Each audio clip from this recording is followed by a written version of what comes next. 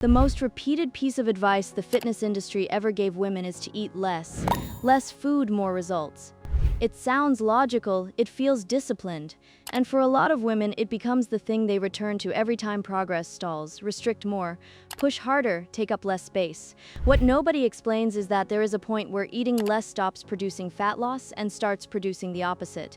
Your body becomes actively worse at losing fat the longer the restriction continues, and the women this is happening to have no idea because everything about it feels like the right thing to do.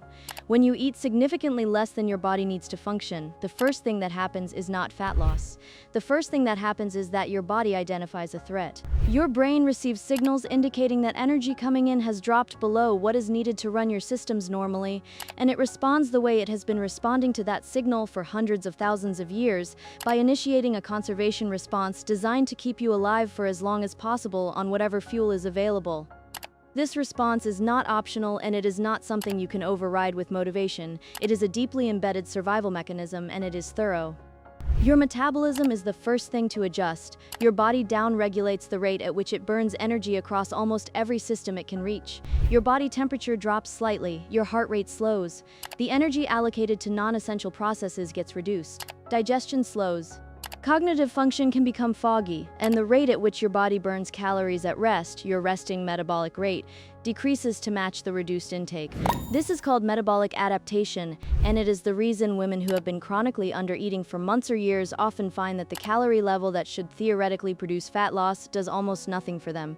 Their metabolism has already adapted downward to operate efficiently on very little, which means the deficit they think they are in is much smaller than they believe, or does not exist at all. Muscle tissue is one of the first things your body starts sacrificing when it is consistently underfueled, and this is the part that does the most long-term damage to your ability to lose fat and keep it off. Muscle is metabolically expensive. Your body burns a meaningful number of calories just to maintain it at rest, and when energy is scarce, your body looks at that cost and decides it is a luxury it cannot afford. So it starts breaking muscle down and using it for fuel. You lose muscle mass. Your metabolism slows further because there is now less muscle tissue to maintain. And fat, which is cheap to store and extremely efficient as an emergency energy reserve, stays exactly where it is because your body is holding onto it as the resource it might need to survive whatever is happening. The outcome is a body with less muscle, more relative fat, and a slower metabolism than before you started restricting, which is the precise opposite of what you were working toward. The hunger hormones piece of this is what makes chronic undereating feel so psychologically brutal. When your body is consistently underfueled, ghrelin, the hormone that signals hunger, increases significantly and stays elevated. Leptin, the hormone that signals fullness and satiety, decreases. This means you're not just a little hungry, you're biologically, hormonally hungry in a way that has nothing to do with willpower, and that gets worse the longer the restriction continues. Your brain's reward response to food increases, meaning food becomes more appealing and harder to resist the longer you restrict. Your thoughts about food become more frequent and more intrusive. And your capacity for rational decision-making around food decreases because the part of your brain managing executive function is being overridden by survival drives that are considerably older and more powerful. The binge that follows a prolonged restriction phase is not a character flaw. It is a predictable neurological and hormonal response to a body that has been running on insufficient fuel and is now doing everything in its power to restore its reserves. Your hormones beyond hunger are affected in ways that go well beyond fat loss. Reproductive hormones are expensive to produce and maintain, and when your body is underfueled, it treats them as a lower priority than keeping your vital systems running. Estrogen and progesterone production can decrease significantly under chronic energy restriction, which disrupts the menstrual cycle in ways that range from irregular periods to losing the cycle entirely in more severe cases. This is your body communicating clearly that it does not have the resources to support reproduction right now, which is an unambiguous signal that it does not have the resources to support optimal function in general. The downstream effects of suppressed reproductive hormones include reduced bone density over time, disrupted mood, impaired recovery from training, and a further slowed metabolism because estrogen plays a role in metabolic regulation that most women never learn about until something goes wrong. Cortisol, your primary stress hormone, increases under chronic undereating because food restriction is interpreted by your body as a physical stressor. An elevated cortisol does several things that are directly counterproductive to the goal that motivated the restriction in the first place. It promotes fat storage, particularly around the midsection. It accelerates muscle breakdown. It disrupts sleep quality, which then further elevates cortisol and further impairs recovery and metabolism.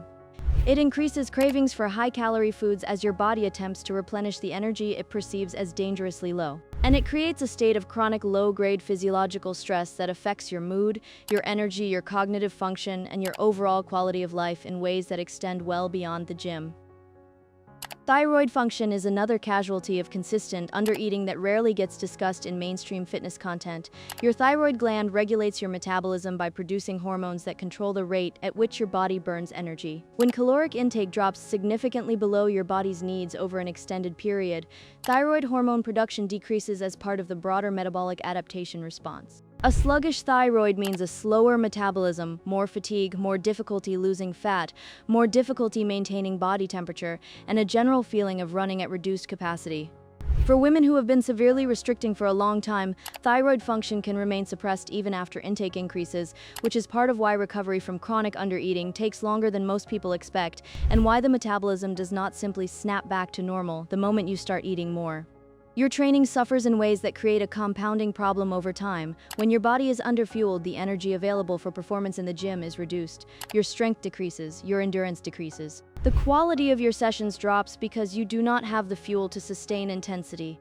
Recovery between sessions becomes slower and less complete because the raw materials needed for muscle repair are not available in sufficient quantities.